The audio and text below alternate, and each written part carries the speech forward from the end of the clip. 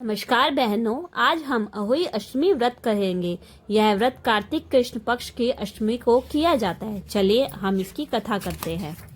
एक साहूकार था जिसके 7 बेटे थे, 7 बहुएं तथा एक बेटी थी। दिवाली से पहले कार्तिक बदी अष्टमी को सातों बहुएं अपनी ननद के साथ जंगल में खदान में मिट्टी लेने गई।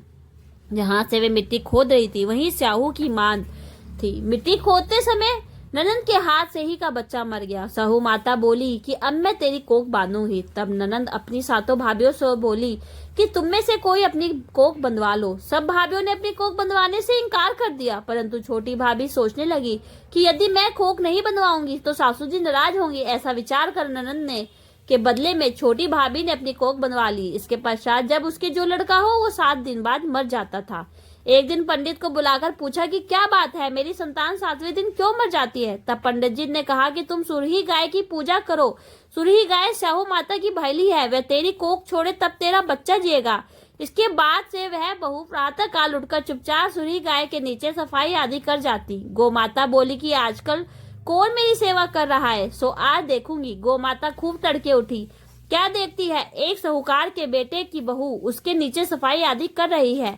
गौ माता उससे बोली क्या मांगती है। तब साहूकार की बहू बोली कि साहू माता तुम्हारी भाईली है और उसने मेरी कोख बांध रखी है, सो मेरी कोख खुलवा दो। गौ माता ने कहा अच्छा, अब तो गौ माता समुद्र पार अपनी भाईली के पास उसको रहती है।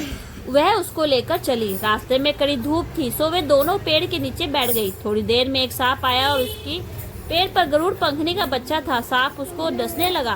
तब साहूकार की बहू ने सांप मारकर ढाल के नीचे दबा दिया और बच्चों को बचा लिया। थोड़ी देर में गरुड़ पंखनी आई और वहां खून बड़ा देखकर साहूकार की बहू के चोंच मारने लगी।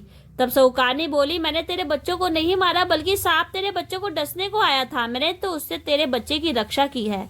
यह सुनकर गरुड़ पंखनी बोली कि मांग, तू क्या मांगती है। वह बोली 7 समुंदर पार स्याहू माता रहती है, हमें तू उसके पास पहुंचा दे। तब गरुड़ पंखनी ने दोनों को अपनी पीठ पर बैठाकर स्याहू माता के पास पहुंचा दिया। स्याहू माता उन्हें देखकर बोली कि आ बहन, बहुत दिनों में आई। फिर कहने लगी कि बहन, मेरे सिर में जुएं पड़ गई है। तब सुरही के कहने पर साहूकार की बहू ने सलाई से उसके जुएं निकाल दी। इस पर स्याहू माता प्रसन्न होकर बोली कि तूने मेरे सिर पर बहुत सलाई डाली है, इससे तेरे 7 बेटे और 7 बहू होगी। वह बोली मेरे तो एक भी बेटा नहीं है, 7 बेटे कहाँ से होंगे। सहू माता बोली वचन दिया, वचन से फुरू तो धोबी के कुंड पर कुंकरी हूँ।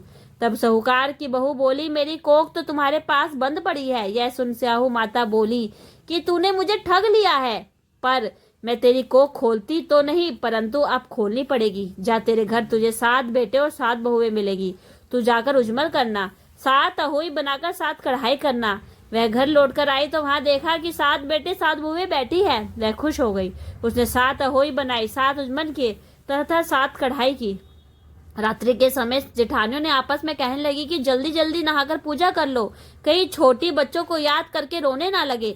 थोड़ी देर में उन्होंने अपने बच्चों से कहा अपनी चाची के घर जाकर देख आओ कि वह आज अभी तक रोई क्यों नहीं। बच्चों ने जाकर देखा और कहा चाचू तो खून मान रही है, खूब उजमन हो रहा है। यह सुनते ही जेठानियां दौड़ी दौड़ी उसके घर आई और जाकर कहने लगी तूने कोख कैसे छुड़ाई। वह बोली तुमने तो कोख बंधाई नहीं, सो मैंने कोख बंधा ली थी, पर अब स्याहू माता ने कृपा करके मेरी कोख खोल दी है। स्याहू माता ने जिस प्रकार उस साहूकार की बहू की कोख खोली, उसी प्रकार हमारी भी खोलना। कहने वाले सुनने वाले तथा सब परिवार की कोख खोलना।